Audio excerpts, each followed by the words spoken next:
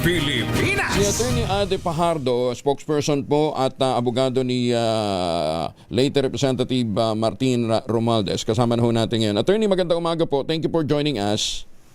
Yes sir, good morning po at good morning po sa mga maagang nagising ngayong araw. Po, kanina ho kasi may nabasa ho kaming item na ang sinasabi nga daw po ninyo, ever since, mula na magsimula ang investigasyon, walang incumbent o dating opisyal ng DPWH ang nag-uugnay kay dating Speaker Romualdez sa flood control issue. Bakit ko ngayon parang biglang naugnay ang sinasabi ho ni Secretary ni Ombudsman Boying Rimulya? Malaki ang magiging papel ni dating Public Works Secretary Manuel Bonoan sa usapin kaugnay ng pagkakadawit kay Speaker Romualdez. Yun nga po, kami po ay lubos na nagtataka kung bakit isang taon ang nakalipas halos isang taon ang nakalipas nung panahon na sumabog itong flood control issue sa State of the Nation address, ngayon lamang tila nagkakaroon ng ang tawag natin dyan, parang pagbabalik tanaw na nagbago yung sinasabi ng ating mga DPWH officials. No? Wala po talagang ugnayan na sinabi mula sa pool, mula sa mga regional directors, district engineers, mga assistant secretary, kahit yung nasirang undersecretary Cabral, wala pong ganong koneksyon na sinasabi tungkol sa isang particular proyekto na may papel diretso or indirectly ang dating Speaker Martin Romualdez. So, hindi po namin alam kung bakit ngayon ay biglang ganon ang naging ihip ng hangin. Sabi ko nga, ano pa bang sasabihin ni Bonoan na hindi nasabi ni dating Undersecretary Bobby Bernardo? Di ba? Yes, yun nga po, talagang wala po walang ugnayan. In fact, na-admit ng state witness yung sina Undersecretary Bernardo, pero sa pag-admit sila ng state witness, wala po talagang binanggit patungkol kay dating Speaker Martin Romualdez. Pero si Bonoan, siya yung may direct hand, siya yung may first-hand information. Kasi siyang secretary ng ng DPWH, So, kung wala siyang wala siyang naunang mga testimonya, sa inyong basa, anong ipinapahiwatig po nito? Ay ibig sabihin po may nangyari, no? Kasi nga ngayon si secretary ay under hospital arrest, no? Siya ay nakasuhan na ng plunder. Siya ay syempre gipit na gipit sa panahong ito, no? Syempre hospital arrest siya kasi siya ay ginagamot or ina-assess yung kanyang medical condition. Pero ano ang mangyayari kung siya ay halimbawa i-discharge at idalhin dun sa regular na jail facilities?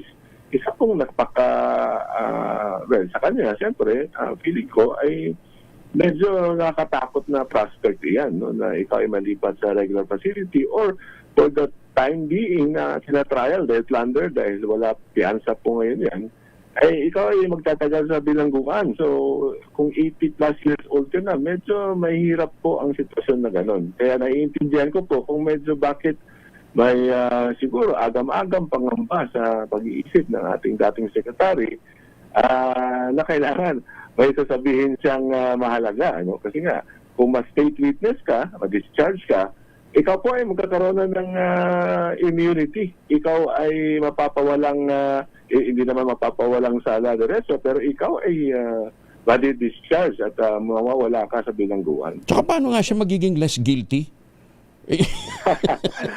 Di ba? Pwede ka maging state witness kung ikaw ay least guilty. Paano magiging least guilty? Siya nga yung nagmaniobre, Anyway, Oo. Wala doon sa kanyang unang affidavit. How will it affect yung unang affidavit attorney? Opo, wala So, kasi, di ba, pagka may gusto tayong sabihin sa unang pagkakataon, sinasabi na natin kung tayo ay nagsasabi ng katotohanan. kung dati pa ay hindi na siya nagsasabi ng katotohanan kasi nga, di ba, ang una niyang palusot diyan ay hindi niya alam lahat 'yon. Sa level niya, di ba? Ayun ang naalala natin pinagsasabi niya noon nung unang sumabog itong investigasyon. He was denying any participation. So ngayon, pinapasoli sa kanya yung 1 billion pesos at least, di ba, sa mga na-establish na sabi ni Undersecretary Bernardo ay natanggap ni dating Secretary Bonoan, no? Ibig sabihin, noon pa man ay iba yung sinasabi niya sa katotohanan kung paniniwalaan natin yung sinasabi ni Yusek Bernardo. So paano natin siya pagkakatiwalaan ngayon na siyempre ang nangingibabaw sa kanyang isip ay yung pagkabilanggo sa kanya for the time being. Hindi, tsaka doon sa narrative ngayon na sinasabing